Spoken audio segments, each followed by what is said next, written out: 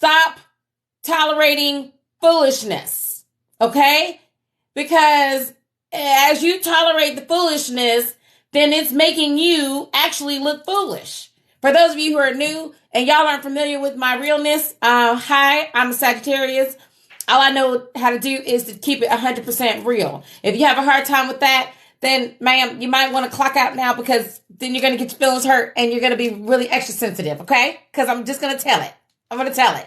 So I saw a video where, the two biggest people on TikTok that give the tea, and they were sharing this woman's video about how she went out with a guy, or she was planning a date with a guy, right? And the guy was very attractive, and he stood her up for the date. Like, literally stood her up. He told her that he gets nervous, and that's the reason why he stood her up, and if she can give him another chance.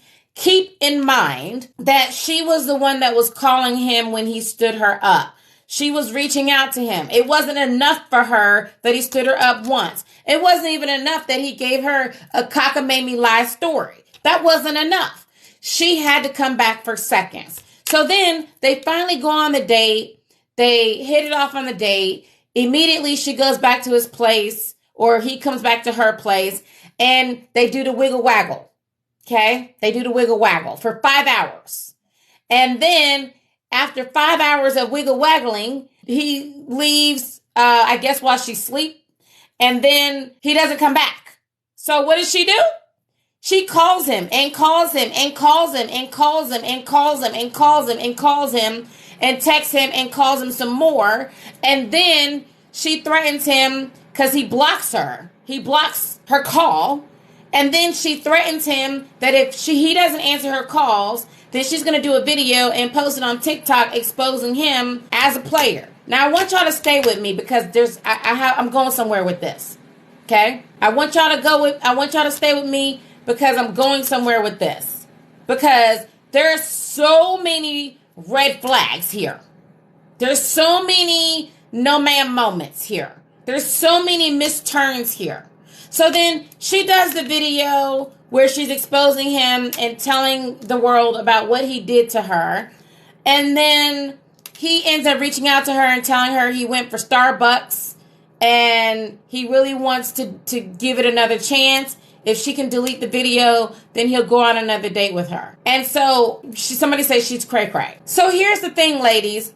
I don't know what her mental state is. It does not seem normal. Her behavior, that's not normal, ladies. I can't. That's all I can say. That's not normal. If you react like that to a guy under any circumstances, that is not normal. That is not self-love. Self-love isn't getting your nails done, getting your hair done, doing your makeup. That's not self-love. Self-love is first having some standards, okay? It's having some standards. And it's only allowing people to treat you at the highest standards. So when this man first mistreated her, he was automatically a Build-A-Bear. He was automatically X'd out. He was an opportunity no man. Okay? So when she kept pressing, and then on the first date, jumped in bed with him, is he a dog? Yes. Is he slimy? Yes. Has he done this to other women? Probably. But the fact that she kept messaging and texting him and exposing him because she was upset that he didn't call her is not healthy. So here's what I'm going to tell you, ladies. I'm going to teach you about the science of attraction, and I'm going to teach you why you do certain things when it comes to dating that sabotages you, so you don't find yourself in the situation that the young lady found herself in. Now, here's the number one thing that I hear when I do my videos, when I'm teaching women about how having sex with a man too soon, how it sabotages you. Here's the number one comment that I get from the no man queens. Well, I had sex with my husband in the first 5 minutes, and we're happily married with 5 kids.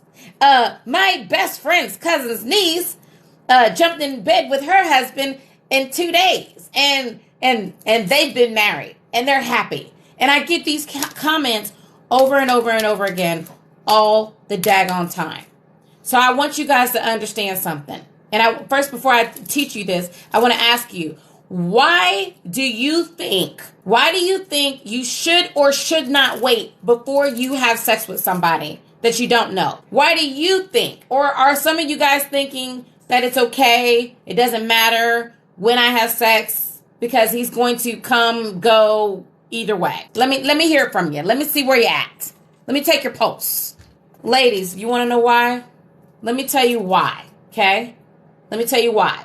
You guys are close, but y'all are missing the spot. You're close, but you're missing the spot. Because for most of your answers, it's about him. It's about what the guy will or won't do. He's going to lose interest. His vasopressin's going to drop. He needs to earn you. And you have all kinds of different things about how it will affect him. He won't respect you. He's getting it too easy. Like, all of these answers are right, and it has to do with him. But it's not about you. But the truth is, why you do not give it up before he has committed and earned you is because, ma'am, would you give somebody $5 million who you don't know simply because they asked for it? Would you give somebody?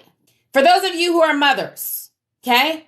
For those of you who are mothers, if a stranger came up to you and said, hey, how about I watch your kids for a day? I know that you only met me one time, but how about you let me watch your kids by myself for a whole day? Would you say yes? Yes or no? Yay or nay? Yes or no? Ma'am, would you? Some of you guys wouldn't even do that to your own dogs. I'm hearing, of course not. Some of you wouldn't even let a stranger babysit your dog. Why? Why? When you are worth way more than $1 million, when you should be your most prized possession, why would you even take that chance? If you wouldn't take the chance, maybe a stranger, maybe, okay? Maybe the stranger that walked up to you and asked you to babysit your kids, maybe they had great intentions. Maybe they were a good person. Maybe it will work out. Maybe they will actually bring your kids back unscathed. But is it worth taking that chance? Is it? Is it worth what could happen? Is it worth that they could be a pedophile? Is it worth that they could have bad intentions? Is it worth that your kids might not come back ever? Is it worth that? So then why is it worth you putting your life, your energy, your mindset, your body, your self-esteem, your self-worth, your self-value, your vajayjay in danger? Why put it at risk? What's the rush? Why are we playing the JJ roulette? What is the point? Because if he's the one, then even if you wait, then he's going to show that. And if he's not the one and you wait, he's going to show that too. So why not treat yourself like the valuable prize and gift that you are and have a spirit of discernment when it comes to letting people enter your most sacred space? Why not?